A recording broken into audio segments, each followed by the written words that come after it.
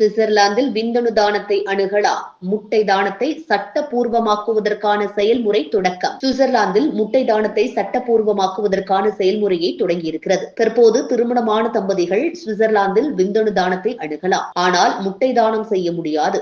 2021ஆம் ஆண்டில் முட்டை தானத்தையும் அனுமதிக்கும் திட்டத்தை முன்வைக்க ஆளும் பெடரல் கவுன்சிலுக்கு பாராளுமன்றம் அறிவுறுத்தியது.